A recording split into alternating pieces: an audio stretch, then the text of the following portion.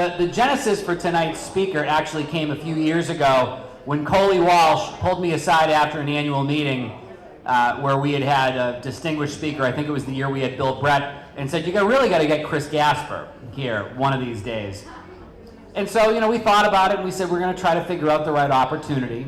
And then about a year later, we actually got a family tie when Chris's aunt, Iris Kimber, a legendary family here in the community, actually joined our board of trustees. And we were so grateful when Chris accepted our invitation to be the annual meeting speaker this year. But he asked through Iris if we could do things a little bit different and have more of a conversation. And we thought, well, who would be an appropriate conversation partner? We couldn't think of anybody better than Steve Krause of the Daily Item.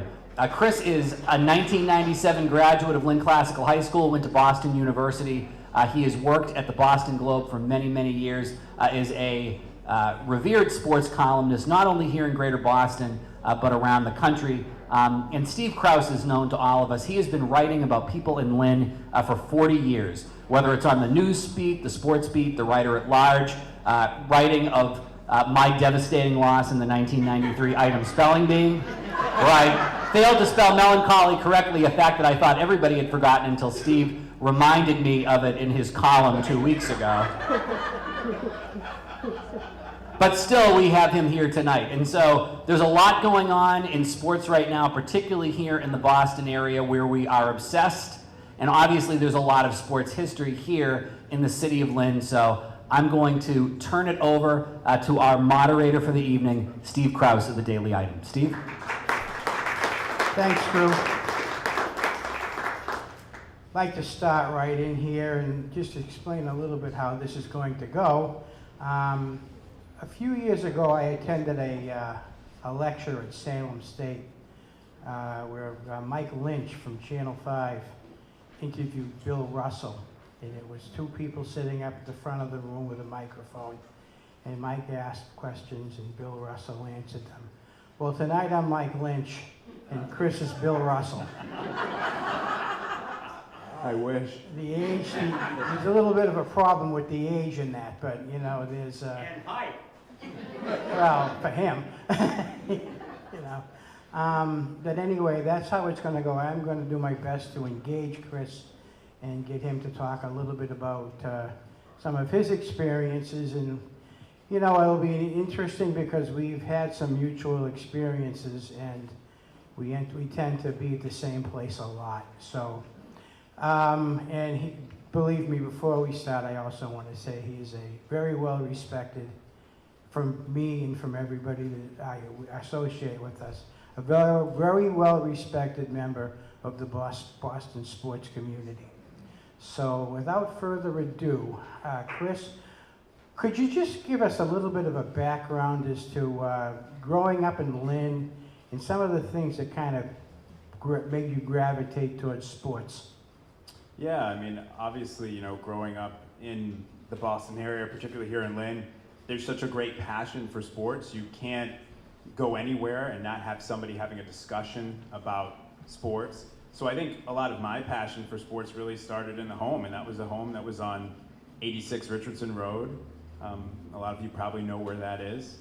And, just watching sports with my dad and my uncles and sort of connecting there. And, I played basketball at the Lynn YMCA. That was something I always remember looking forward to very, very much. And playing with my friends, we would go out, actually, so if you know 86 Richardson Road, you know that it actually abuts Pine Grove Cemetery. And so when I was a kid, believe it or not, that was like our playground. We would go out there and play pickup tackle football or baseball. My dad would hit me fly balls. And I always thought, man, when I pass away, I hope I get buried somewhere where somebody's doing something fun like that, But that's what we used to look forward to. We'd get home from school, and we'd say, we're gonna go play football. I remember we had these cones. We'd stick them out in this patch that at that time they were not using for any internment. So we would set up the cones and play. And I would pretend to be all my favorite athletes, Bo Jackson, Deion Sanders, Rocket Ishmael. I would even imitate their touchdown celebrations. So At that time, I think, young Chris thought that he was going to be playing for the Patriots or playing for the Celtics, and did not realize he would be 5'9", 100 and nothing. And so that was sort of, my introduction, Steve, to sports. And it was a lot of stuff, in the Lynn community, growing up with my friends and taking advantage of the opportunities here. Who was your first idol? Oh, that's a great question. My first idol, sports-wise, was probably Deion Sanders, who I just mentioned. And I still remember being in the home in 86 Richardson Road, and my dad will attest to this. I'm a huge college football fan, and that's my favorite sport. That's always been my favorite sport.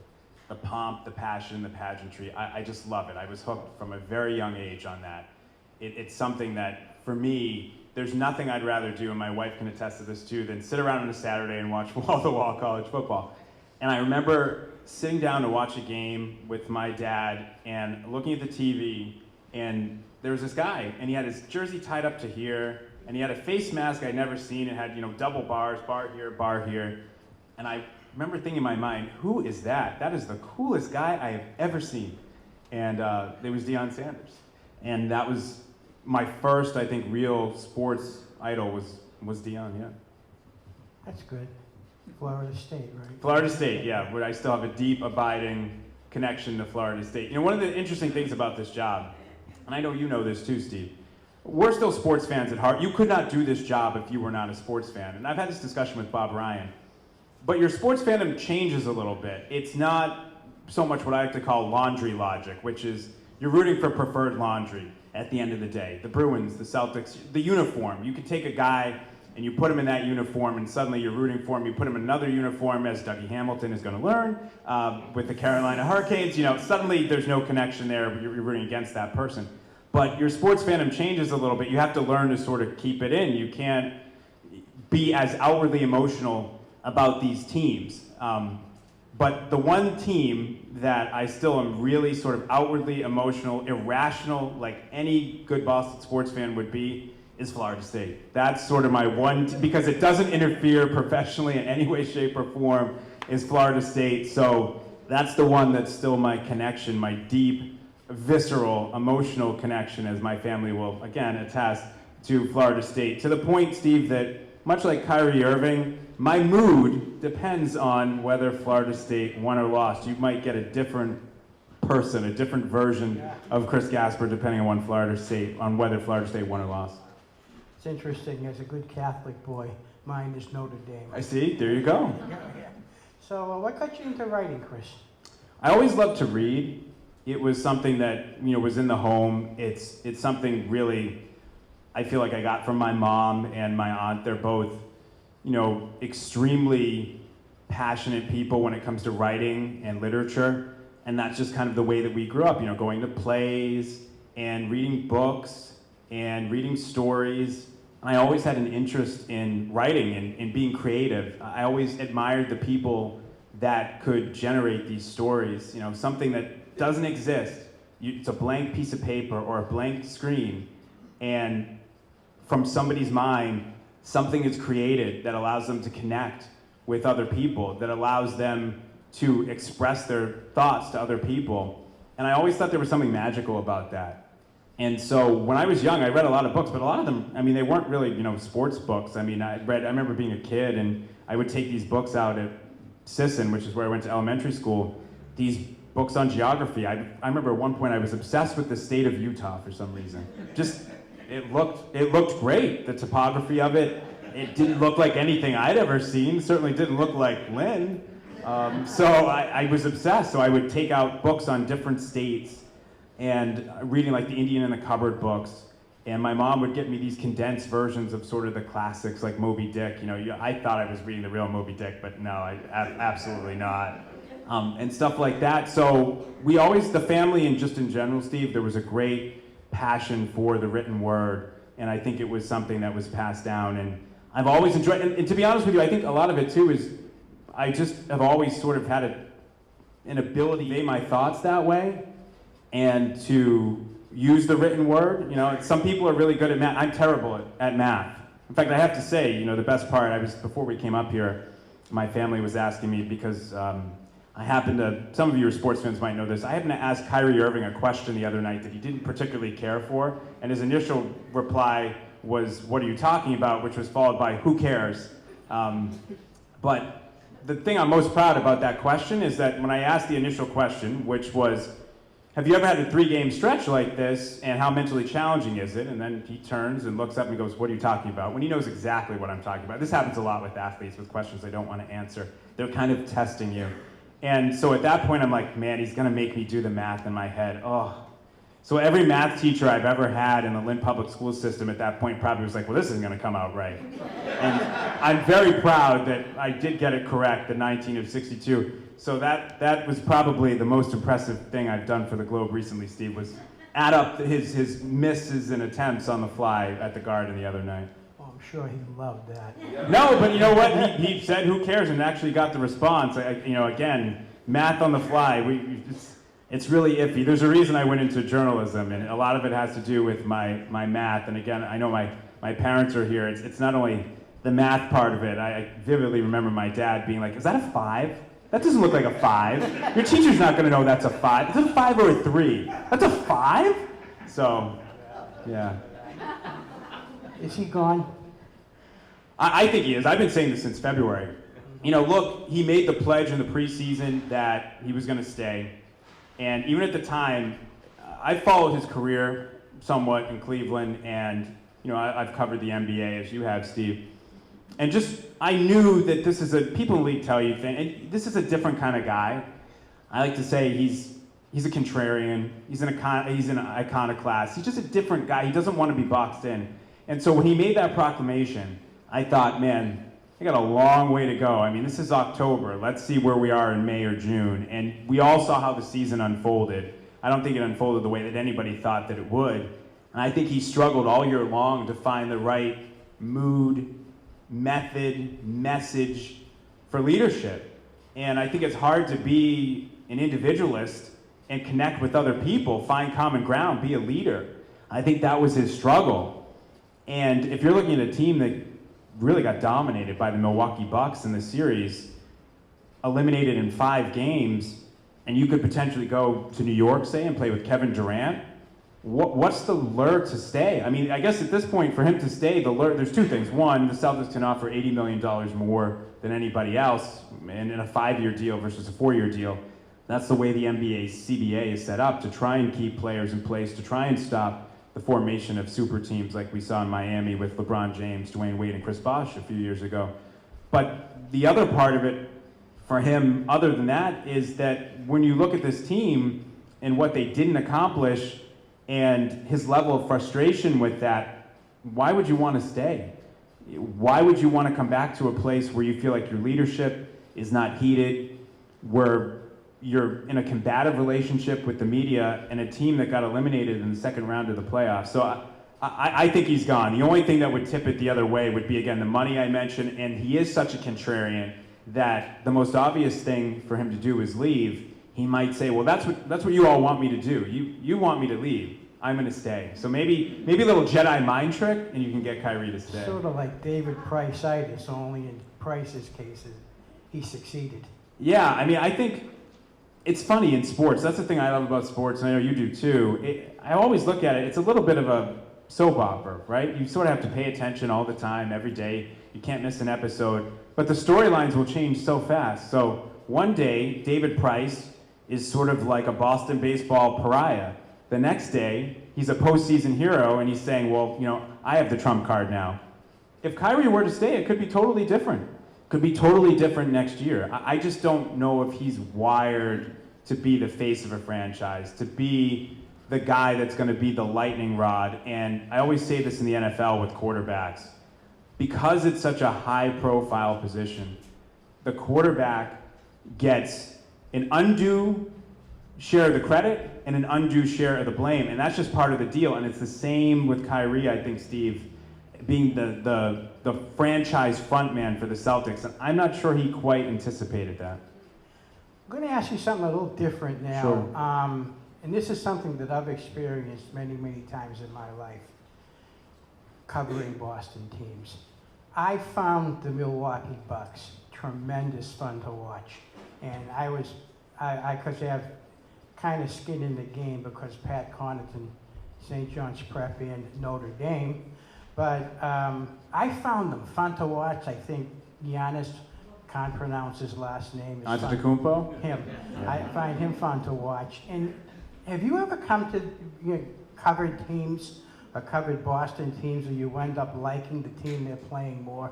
Yeah. Talk a little bit about that. That's a great point. No, I mean that's definitely happened to me. And sometimes in my career, early in my career, one of the things that I would do is they would sort of embed me with the other team. We would sort of cover the opposition. So early on in my career, I seemed to get embedded quite a few times in Indianapolis, actually with the Colts. And at that time, that was sort of the height of the Peyton Manning, Tom Brady rivalry. The Patriots obviously are the paragon of professional sports for winning and for consistency and all that. But they're also not the easiest franchise to deal with. So the times I was in Indianapolis dealing with Peyton Manning, it was really remarkable. Here's somebody that everybody in New England likes to deride, likes to mock, says is a loser, looks at the Colts franchise and says those guys are chokers and all this other stuff. But when I was there dealing with them, you start to sort of see the human side of it, and you realize, oh, this is an interesting team. And I always remember this. I was there one time before one of the playoff games, and I think it was the AFC Championship game in 2006. And I had to ask a question, and what they do during the playoffs, it's very sort of standardized. Normally during the season, we can go into the locker room. It would be no different than somebody sauntering up to me here. We start a conversation. It's very organic. But when you get to the playoffs, everything sort of gets homogenized a little bit, and they try and funnel it all. So they put these guys up on a podium, and you only get so many questions.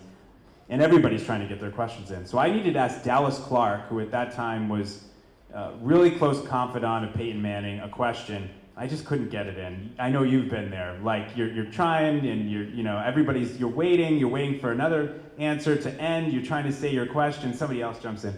So Dallas Clark hops off the podium, and he starts walking down the hallway, and I start trying to follow him. And some security guard puts his hand on my chest. I'm going, Dallas, Dallas, and he stops, and he comes back, and he goes, no, let him go, and he says, what do you need?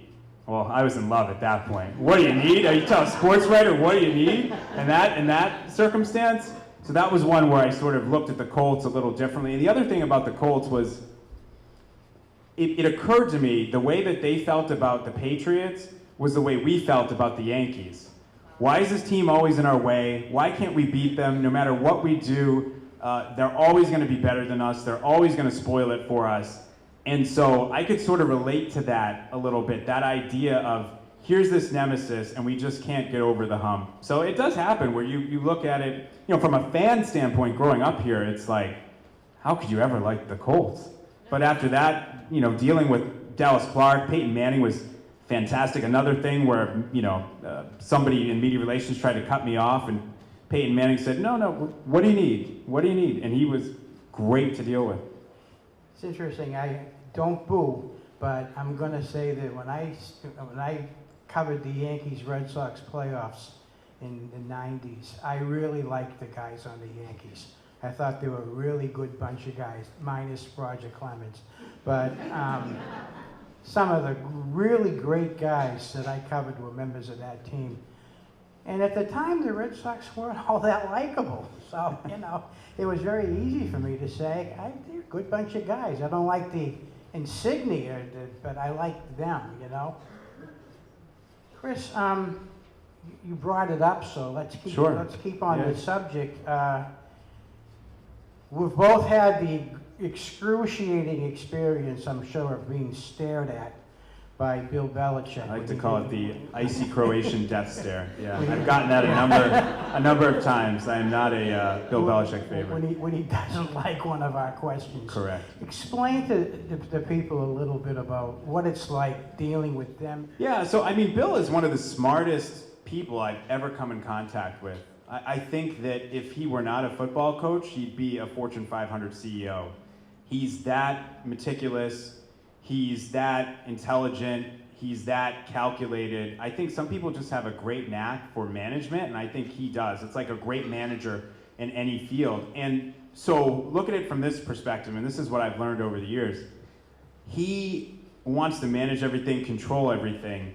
And in that building, he can do that. That's the way the NFL works, and he's the unquestioned boss in that building. But what's the one thing that's outside of his control? The media. We don't work for him. So he's developed a measure of control with the media, and it's this persona that he's created that's really difficult to crack, because this is not the real Bill Belichick. You asked me before, who's your favorite athlete? And I said, or icon early on, it was Deion Sanders. Well, Deion Sanders crafted this persona because it worked for him. Well, that's what Bill Belichick has done. He sort of has this gruff persona that he uses, and it's an intimidation factor to prevent certain questions from being asked, to prevent certain answers from being given so there's not a controversy, and to control the uncontrollable. And that even extends to the way sort of information is doled out there. I had the privilege of being a Patriots beat writer along with Mike Reese early in my career for the Globe, and it became pretty apparent, early on who basically Bill was going to give the information to, and it wasn't me. And the idea is those who criticize him, he's going to make it harder for you to get the information. But if you're willing to not criticize him, then they'll give out the information. And I'll give you an example. A lot of teams in the NFL, right after the game, Andy Reid in Kansas City, he'll come out, get in front of the media and say, okay, Tyreek Hill, he left the game in the third quarter. That's a calf strain. We'll let you guys know what it is, but he lets you know this guy's injured. Well, Bill doesn't do that. Why? Because information is valuable. And so instead of giving that information to everyone, he says, okay, I'm going to parse this information out and give it to the people who are going to be loyal to my cause and sort of promote my message. And so as a journalist, I don't like that, but from a management standpoint, Steve, I can appreciate the thinking behind it and sort of the genius behind that. I'll just tell a quick story here about Bill. Bill and I have had some fun run-ins over the years, but one of them was during Spygate. I don't know if everybody is familiar with what that is. Okay. So just a quick synopsis, the Patriots were filming signals from an illicit location in 2007, first game of the year. And so the league came down, obviously, and punished the Patriots and fined Belichick. And he sort of tried to do one of those things that Bill is very good at. We're on to the next thing or whatever. So in the press conference, he gives his little statement. He says, that's all I'm going to ask about it. A couple people try and ask questions. He's swatting them away. He had said he had misinterpreted the rule. So I had brought the rule with me. And so I asked him a question. I started reading the rule. I said, the rule seems pretty clear. You can't film from here. And in the middle of I'm still asking the question, mind you, he walks off the podium. It's a walk-off. You guys see Andrew Benintendi last night for the Reds? Same thing, walk-off. And I'm still sort of asking the question.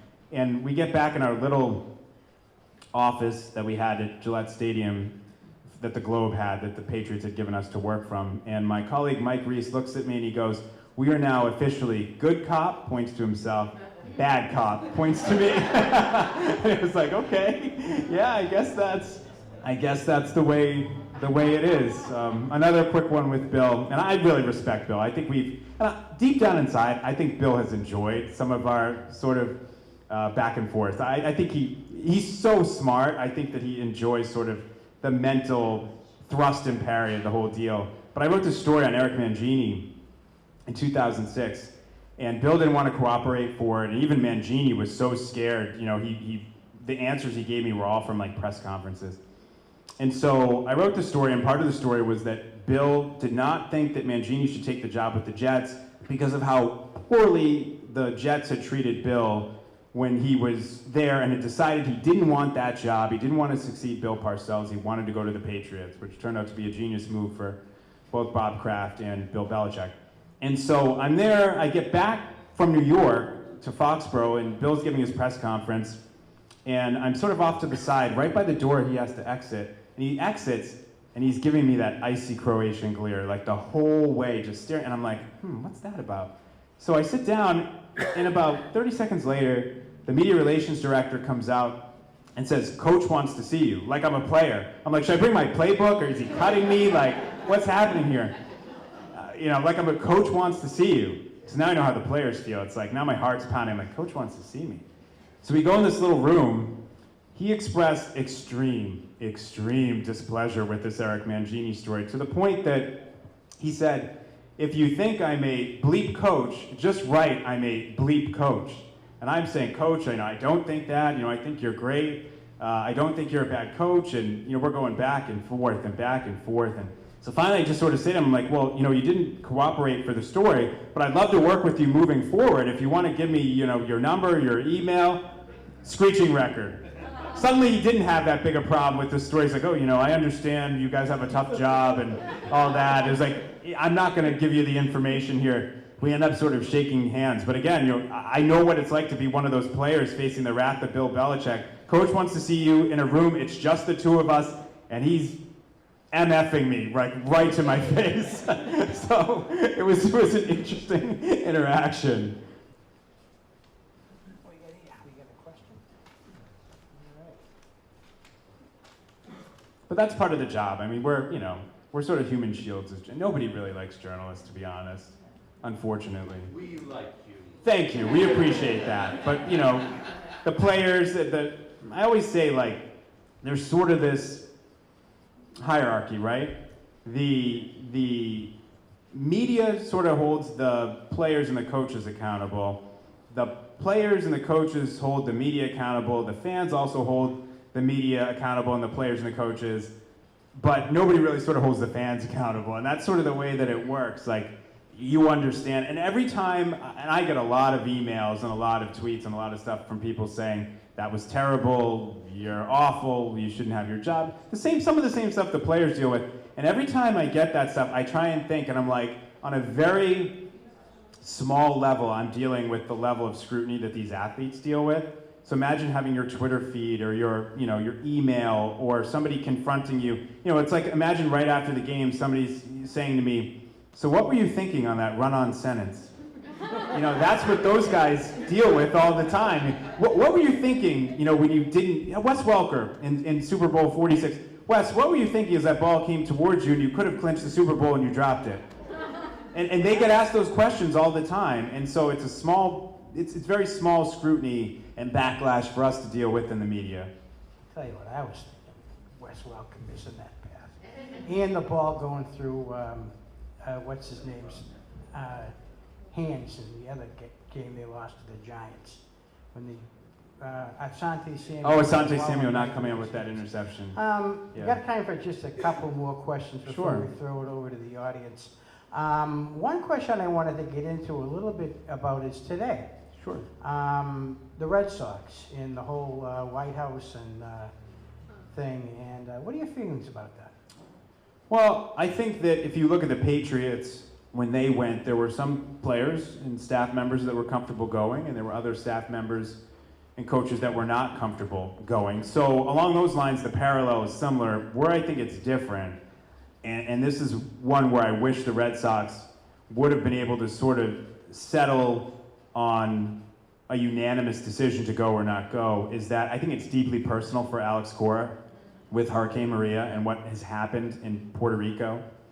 And because it's that personal and it means that much to the manager, I would have liked to have seen them come up with a unified decision to support him and basically say, we support Alex and his decision. This is deeply personal. We appreciate the invitation, and this is not political for us, no disrespect, Mr. President, but because Alex Cora has made this decision in consultation with his family and friends back in Puerto Rico, we're going to politely decline. And so that's where I think, Steve, this one's a little bit different, just because of how personal it is for Alex Cora. I think when teams didn't go in the past, and I recognize why certain athletes would feel uncomfortable going, but that was political. I don't think this is not some political stunt by Alex Cora. This is him standing up for his fellow Puerto Rican citizens, who are American citizens, by the way. And I just think that because of that, I would have liked to see them stand behind them. And I understand the pressure for the Red Sox. I think they don't want to alienate. Why would you want to alienate any customers? I think that's where this is coming from Sam Kennedy and John Henry and ownership. They don't want to alienate anybody. But at the end of the day, I hope that you would support a fellow coworker and something that means a lot to them and is deeply personal for them. Thank you. Last question before we throw it over to the audience is this. who is the most exceptional person in sports that you have ever covered? Oh, wow, that's a great question. Exceptional person. Wow, that is a tough one. In terms of just their contributions to society, or just dealing with them, or? The overall thing, how they conduct themselves. Oh, you know, okay. how they Yep. react to losses, wins, Yeah. level of humility, just I would say genuine. Tom Brady. Just to have that level of fame and adulation, and to respond the way he does, to treat people the way that he does. It's a minor thing, but I've always noticed about Tom is a lot of times, and you've been in these press conferences too, Steve, there's a lot of people here sort of like this, and when one of you guys will ask us questions, obviously, a lot of times, like Kyrie does this, and I'm not picking on him, but this is what he does. You ask him a question, he looks at the camera. You ask Tom Brady a question, he looks at you, he makes eye contact. There's like a respect factor there. And so to deal with everything that Tom Brady has had to deal with in his life, and all the scrutiny, and the fact that he can't really go anywhere without it being news, and to still conduct himself the way he does, to still be able to look people in the eye, to treat people well, when you sort of have the whole world at your feet, I think that says something about his upbringing. And I do happen to know his dad a little bit, and I think a lot of that comes from Galen, his mom, and Tom Brady Sr., and the way that not just Tom, but his entire family was raised, what family means to him, and what their values are as a family. And so I've always said this, I don't have kids, but if I ever had kids, I would want, and my kid became a professional athlete, I would want him or her, if she became a professional athlete, to conduct themselves the way Tom Brady does. Yeah, it's funny, I agree with you 100% on that. I have seen enough of them and been to enough of these things to know that one thing that I always notice about him is he might get a little tight-jawed at times when he doesn't like a question, but he keeps it in. He doesn't let it show too much. And the only reason I notice is because I've been to enough of them that I can tell. But for the uninitiated, you would never know. You would never know. Are we going to segue to audience questions? Yeah, Can I just say one thing, just because I know this is obviously where we are, and it's Lynn, and obviously Lynn's a big part of my success and my story. And so there's so many teachers I want to thank, and I can't thank them all. There are ones obviously that stand out. Mr. Marks for me, assistant in 5th grade, but I would not be here without Mary Jane Mulholland, who was my English teacher at Lynn Classical. She was sort of the first person that made me realize that I could do something like this professionally, and that I had a talent for writing. I mean, I knew I was a halfway decent writer, but she was exceptionally supportive, and I had her for AP English, and I still remember some of her feedback and comments on a point paper I wrote on Macbeth, and I will always remember that. It sort of like clicked in my head, like, okay, I might be able to make something out of this. And so I just want to say that I had so many exceptional teachers, and if it were not for the Lynn Public School System and all of those teachers that I had along the way, I wouldn't be where I am right now. So I did want to just get that in, Steve. all right. Anybody want to ask a question from the audience? You had your hand up right away. You've been waiting for this, haven't you? Hi, how are you? Good, how's it going? Good. I had a quick question, if you could Sure. comment on, I guess it's almost a two-part, but if, Okay. I'll try to keep it to one. I won't answer who cares. Yeah, right. I often hear, and I hate to use ESPN as the kind of baseline for sports media, but let's face it, they kind of are. What kind of bothers me sometimes is I hear things, why isn't it that just the Red Sox won and the Dodgers just lost? It's always, did the Red Sox win or did the Dodgers choke? Did the Patriots win or did the Rams choke? Why does it have to be so black and white? Or is that just the entertainment portion of It's it? the Why entertainment, can't they give A-Rod, they all, to defend A-Rod as a Boston Red Sox fan is weird, but he's really, really good. Yeah. It's like, why is it always, this guy choked, this guy, it's like none of these guys stink if they're in the major leagues, none of them. Why is it that always, they choked it away? It's like sometimes the ball just doesn't go in, sometimes you swing and miss. it just happens? Or is that just boring to report on? I don't think it's boring to report on. I mean, I think there is sort of a narrative element to all of these things. Like, we all love the idea of a story, right? And I think we all love like a redemption story. I mean, if you're talking about the Greek myths or some of the fables and all that stuff, there's always a point where the hero or heroine gets tested, right? And I think that's sort of the way we're conditioned. You have these, like, I think it's a better story that David Price was amazing last year in the postseason because he had struggled so much before, right? It's on a human level. I think we can all relate to something in our lives that we desperately wanted to accomplish and failed at a couple of times. So I think that's just the human part of it. But to your point, it is entertainment. And that's why you have shows like First Take and Get Up and all that stuff, because they're trying to get your attention. You know, they sort of, in this business, like I do sports talk radio on 98.5, and it's very different from what I do for the Globe. Because that, and I always say, that's like sports entertainment. What I do for the Globe and what Steve does, that's sports journalism. It's different. And when you get in the broadcast realm, it's all about how many listeners do you have? How many eyeballs did you get? And you're competing with other sort of entertainment entities. And so I think that's a big part of it. They're trying to sort of we'll craft the narrative as sports journalists. Again, I think that's on just a human level. I think we look, as human beings, I think we look for narratives. We like stories. I think it makes it easier for us to digest stuff. But to sort of play up to a degree where you're sort of typecasting somebody, here's the hero, here's the villain, here's the guy who always rises to the occasion, here's the guy that doesn't.